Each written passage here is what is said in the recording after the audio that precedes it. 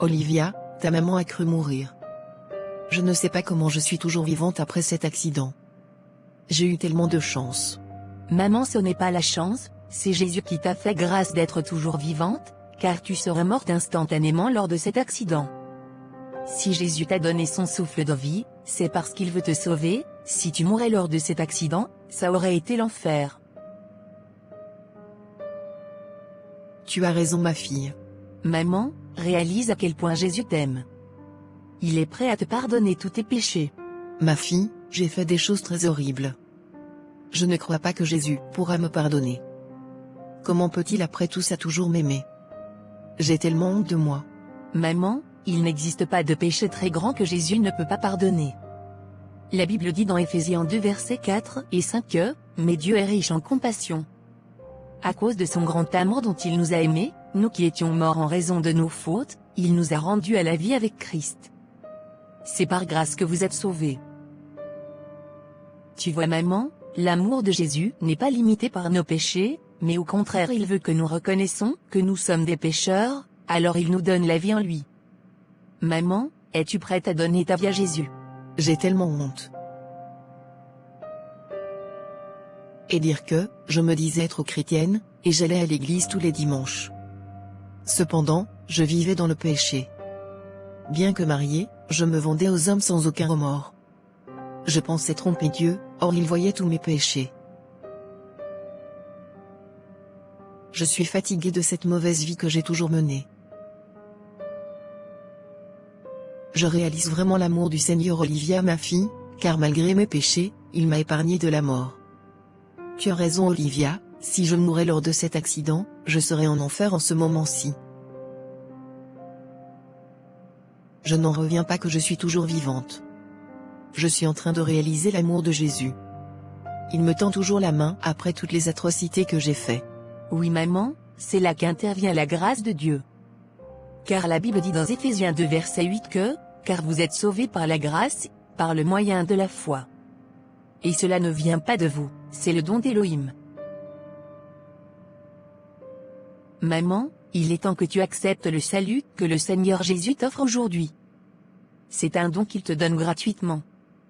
Ni toi, ni moi, ne le méritons, parce que nous avons tous péché contre Dieu et sommes privés de sa grâce. Mais il a plu à Jésus de porter nos péchés à la croix. Tu comprends maman, aujourd'hui Jésus te tend la main. Viens Jésus. Merci Jésus. Je te donne véritablement ma vie aujourd'hui. Je veux te suivre et te servir tous les jours. Merci de m'avoir pardonné mes péchés. Gloire à Jésus, la Bible dit dans Ésaïe 43 verset 25 que Dieu ne se souviendra plus de nos péchés. Alors maman, abandonne ta vie passée et appuie-toi désormais sur Jésus seul. Demande pardon à toutes les personnes que tu as offensées à savoir papa, et pardonne-lui aussi tout le mal qu'il t'a fait. D'accord ma fille, je pardonne à ton père. Mais que ferais-je maintenant que ton père insiste de divorcer?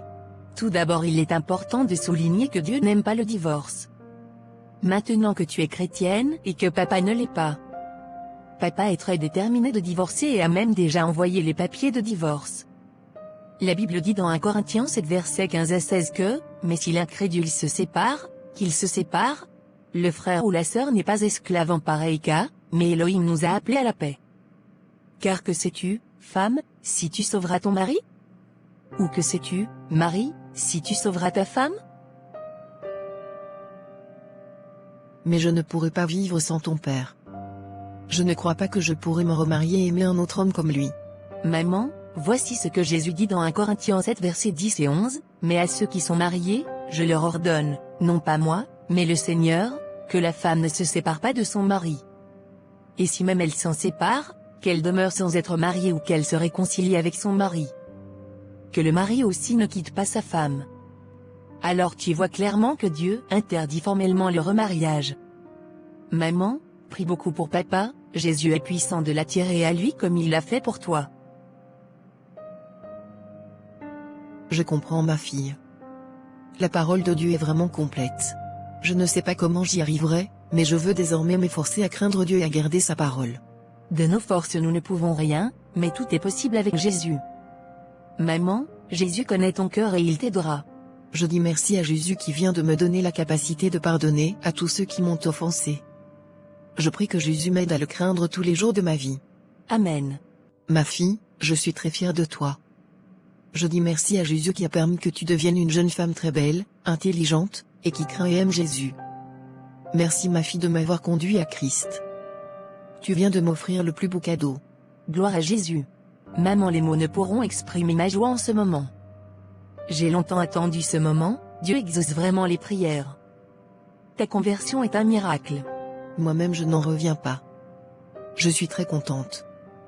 Qui aurait cru qu'il a fallu que j'aie d'abord un accident grave avant de donner véritablement ma vie à Jésus? C'est ça, il est dit dans 1 Thessaloniciens 5 verset 18 que, en toute chose rendez grâce, car telle est la volonté d'Élohim en Mashiach Yahushua pour vous. Tu vois, nous devons apprendre à bénir le Seigneur dans toute épreuve bonne ou mauvaise. Même si on ne comprend pas pourquoi cela nous arrive. D'accord ma fille. Je suis prête, je veux connaître Jésus. D'accord ma très chère maman, et sœur dans le Seigneur. Ma sœur. Je t'aime maman. Je t'aime beaucoup ma fille. Et je suis fière d'être ta maman. Viens dans mes bras.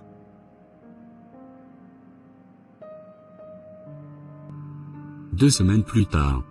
Les parents de Vanessa m'ont confié que l'avortement s'était très bien passé, c'était dans le plus grand hôpital de la ville. Vanessa parlait et se sentait bien, mais était toujours en observation à l'hôpital. Soudainement, elle a commencé à avoir des vertiges, suivi des douleurs très atroces, ensuite elle saignait abondamment, et immédiatement elle s'est évanouie. Tout ceci s'est passé très rapidement. Elle a été transportée en urgence dans une salle d'opération. Après environ 30 minutes, le docteur est sorti tout triste, et a annoncé que Vanessa est morte.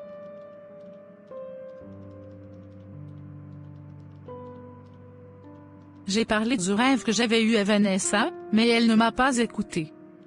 Je lui ai demandé d'accepter Jésus, mais elle a endurci son cœur. Que pouvais-je faire d'autre?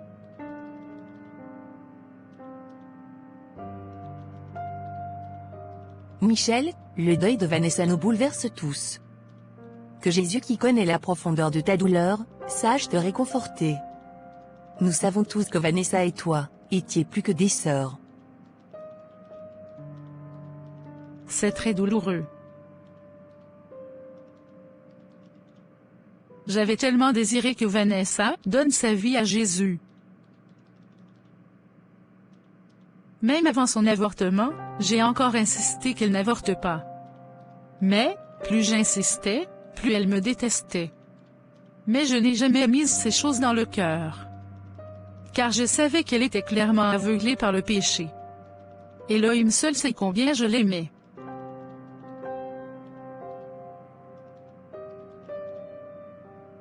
Rappelons-nous de ce que dit la parole de Dieu dans Deutéronome chapitre 30 verset 15 que, vois, je mets aujourd'hui devant toi la vie et le bien, la mort et le mal.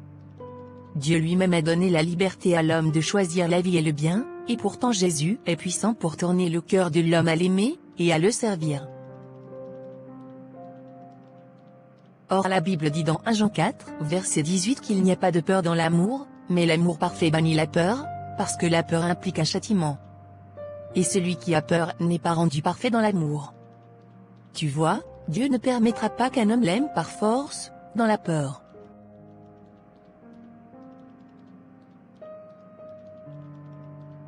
Michel, comme Olivia vient de le dire, bien que personne ne peut aller à Jésus sans que le Père ne l'attire, l'homme doit impérativement disposer son cœur et choisir de suivre Jésus. Comme la parole le dit dans Apocalypse chapitre 3 verset 18 que, « Voici, je me tiens à la porte et je frappe. Si quelqu'un entend ma voix et ouvre la porte, j'entrerai chez lui, et je souperai avec lui et lui avec moi. » Alors tu vois, bien que nous ayons tous les larmes aux yeux en ce moment, la vérité est que, Vanessa a rejeté le salut de Jésus, elle a refusé la vie, et a endurci son cœur à l'amour de Jésus dont tu lui as partagé. Ma sœur Michel, sois rassurée, tu as obéi à Jésus en partageant la bonne nouvelle à Vanessa.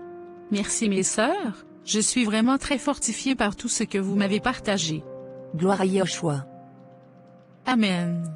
J'ai vraiment à cœur qu'on propage l'Évangile autour de nous et qu'on remet ces âmes entre les mains du Seigneur. Car si Jésus nous a attirés à lui, malgré nos nombreux péchés, croyons aussi qu'il est puissant pour le faire aux autres. Amen. Je suis très d'accord. Beaucoup de personnes ont besoin d'entendre l'évangile de Yahushua. Rappelons-nous toujours que nous sommes des vases au service d'Élohim. C'est lui qui attire les âmes à lui. Amen. Mes sœurs, je propose aussi que de temps à autre, qu'on se retrouve pour s'encourager, comme tout à l'heure. Ma sœur Michel, je bénis tellement Élohim pour ta restauration après ce deuil. Honnêtement, je suis très touchée et encouragée par tout ceci. Notre Seigneur Yahushua vient de m'interpeller et me reprendre. C'est pourquoi, je voudrais profiter de ce partage, pour vous confesser un péché. Tout à l'heure lorsque tu as dit que tu as pardonné à Vanessa, et n'as jamais gardé ces méchants propos dans ton cœur. Je suis vraiment touchée. Je bénis encore le Seigneur pour cela. C'est un beau témoignage que les disciples d'Élohim doivent avoir. Depuis déjà 2 semaines je suis devenue très tiède. Je médite la parole d'Élohim comme si je faisais un devoir. Je ne prie presque pas. Tout ceci est dû au fait que je n'ai pas veillé sur mon cœur, comme le recommande le Seigneur dans Marc 13 verset 37. La vérité c'est que j'ai de l'amertume pour ma tante. Et cette amertume a poussé des rejetons. Et là, le Saint-Esprit vient de me montrer clairement mon état de péché. Le manque de pardon. Hébreux 12, 15 dit, « Veillez à ce que personne ne se prive de la grâce d'Élohim, à ce qu'aucune racine d'amertume, poussant en haut, ne vous trouble, et que beaucoup ne soient souillés par elle. » Seigneur Jésus, je sais que mon cœur est mauvais. J'ai été amère envers ma tante, et cela a souillé mon cœur. Je reconnais mon péché et je te demande pardon. Je pardonne du fond de mon cœur à ma tante. Et je prie que tu me donnes la force d'aller la voir, et lui dire que je lui pardonne. Donne-moi la force d'oublier tout le mal qu'elle m'a fait. Merci Père de me libérer de cette colère, que j'ai dans mon cœur à son égard. Je prie que tu fermes toute porte que ce péché a ouvert dans ma vie. Merci Seigneur pour ton pardon. Merci Yahushua pour ton amour. Amen. Mes sœurs, priez aussi pour moi. Amen. Amen. Gloire à Yahushua pour cette confession. J'aimerais qu'on prenne Éphésiens 5 les versets 11 à 13. Je lis par la grâce du Seigneur. Et ne participez pas aux œuvres stériles de la ténèbre, mais plutôt condamnez-les en effet. Car il est honteux de dire les choses qu'ils font en secret. Mais toutes les choses qui sont condamnées sont manifestées par la lumière, car la lumière est celle qui manifeste tout. Amen. Ma sœur Sarah, je dis merci tout d'abord au Saint-Esprit, qui t'a convaincu de péché, de justice, et de jugement comme le dit Jean 16, 8. Je bénis Yahushua qui t'a donné la force de confesser ce péché. Tu viens d'exposer les œuvres des ténèbres.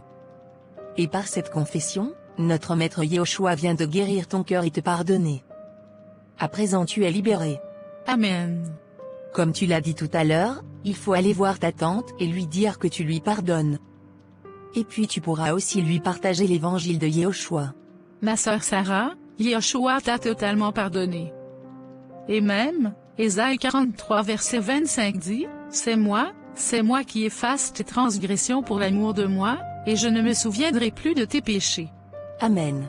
Ma sœur, nous sommes toutes interpellées par le Seigneur, à veiller sur nos cœurs. Car c'est une recommandation du Seigneur. Aussi, si le Saint-Esprit nous convainc d'un péché, nous devons tout de suite nous repentir et implorer le pardon d'Élohim. Gloire à Élohim pour cette belle exhortation. Mes sœurs, le Seigneur vient de guérir mon cœur. Je ne ressens plus aucune amertume envers ma tante. Au contraire, je suis remplie d'amour pour elle, et je suis prête à aller la voir, lui pardonner, et lui parler de Yahushua. Afin qu'elle choisisse aussi la vie qui est en Yahushua. Alléluia. Merci Seigneur. Que toute la gloire revienne à Yahushua.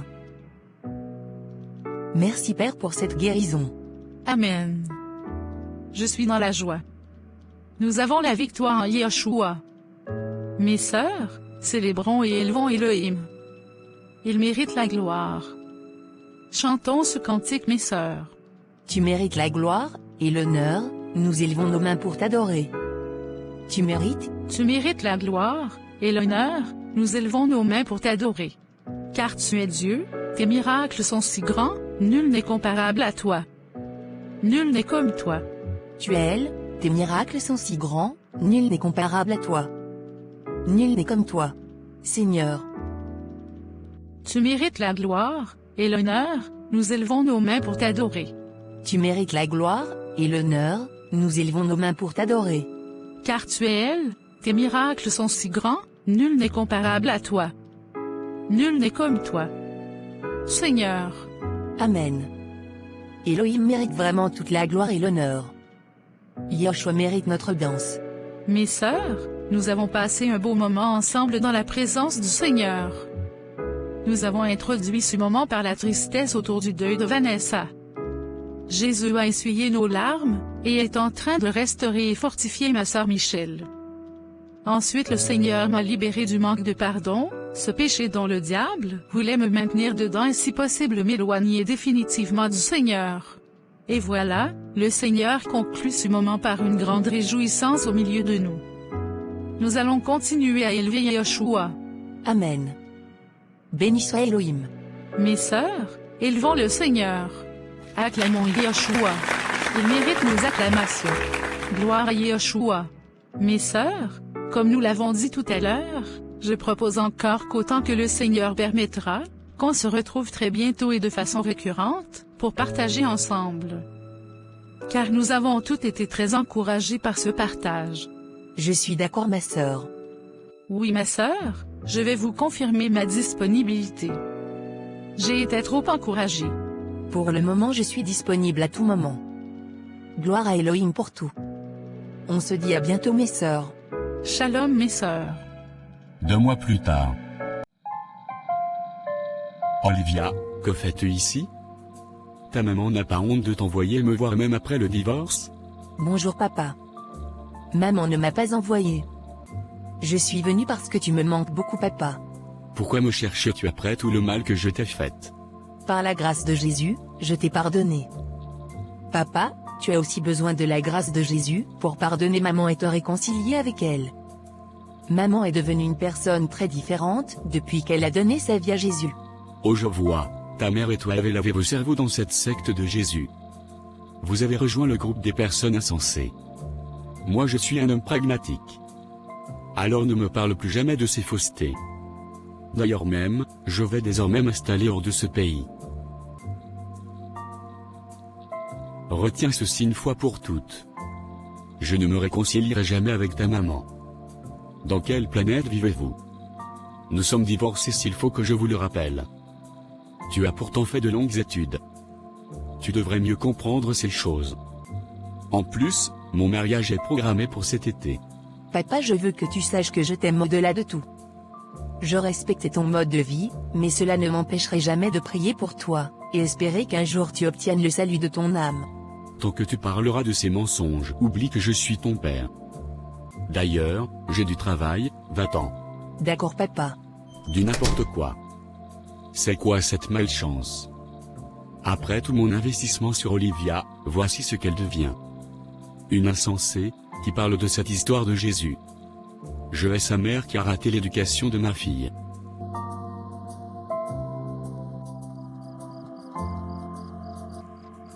Ô Jésus, je te bénis d'avoir permis que je parle à mon Père. Je te fais confiance, car je sais qu'au temps approprié tu l'attireras à toi, tu ne permettras pas qu'il meure sans te connaître. Je prie Seigneur que tu le gardes de tout mal.